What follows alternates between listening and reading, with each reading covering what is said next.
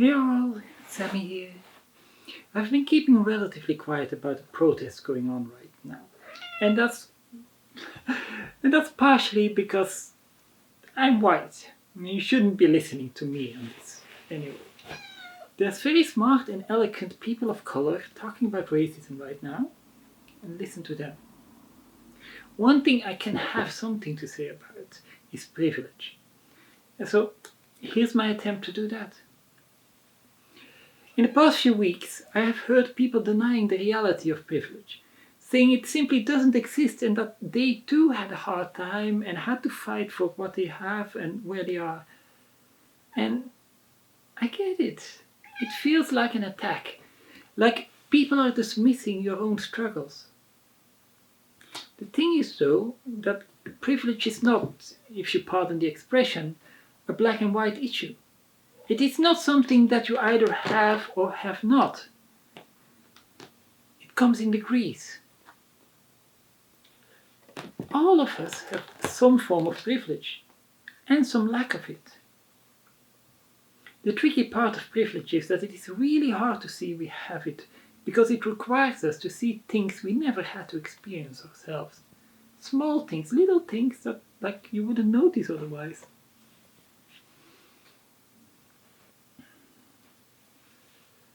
You may think that the world is a level playing field, but it simply isn't. It more resembles like a mountain slope. And those lower down on it need to spend a lot of energy just getting to the point that somebody higher up was born at. And that difference is what we call privilege. And they have to do this over and over every time they want to achieve something. When we say check your privilege, we don't mean to imply you have it easy. We are merely saying that you seem to be assuming that somebody else has the same chances and possibilities as you do. And as much as we'd love that to be the case, it isn't.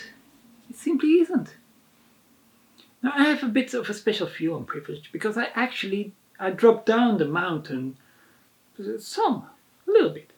I used to be, for all intents and purposes, a white cis-het male, which is really quite high up there on the privilege ladder. There's people with more privilege, sure, and that's stemming mostly from money. And transitioning has meant I have lost some of those adjectives. I am no longer male. If you think being male is not a privilege, you need to read up on your feminism. I, for one, notice that people listen to what I'm saying less now.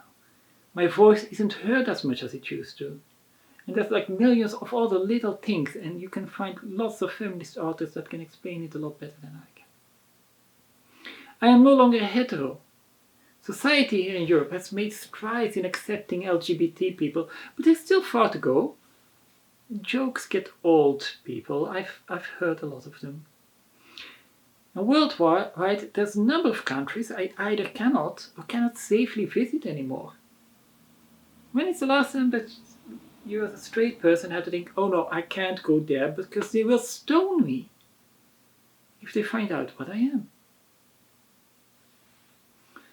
I'm no longer cis. And since I don't pass, people can judge me by my appearance.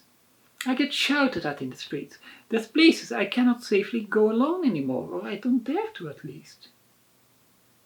When I try to get a job, I have to worry whether me being trans is going to be an invisible deal breaker.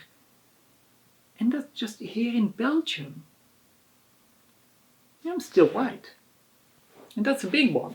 I'm still quite high up on that privilege, just by being white. But as I said, I'm not going to talk about what benefits this gives me because I cannot see it. I cannot see the daily struggle of somebody who isn't white, who has to do so many more things or has to face so many things that I do not have to face. When I was 16 or so, I played table tennis.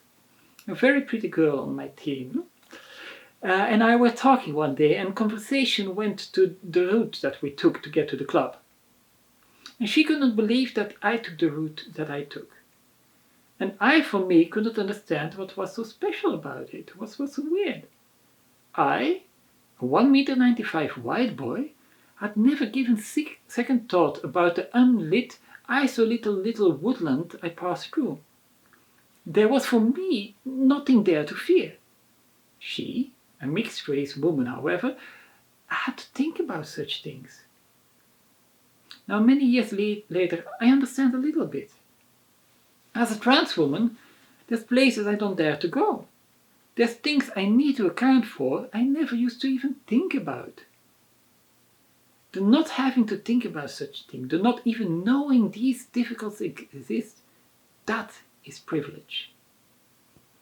When you say you had to fight hard for what you have, the part of that fight that others didn't have to face because they were born richer or a different skin color or sexuality or genetic makeup or whatever than you, that's the privilege those others have over you. It's relatively easy to see where others are privileged over us. It's very hard to see where we are privileged over others. But we are. And that equality, everybody having the same chance, the same possibilities to live a happy life, that's what we're fighting for. That's why all this is happening. So, thank you for listening. I've been Samantha, and I hope you have a good day. Bye bye.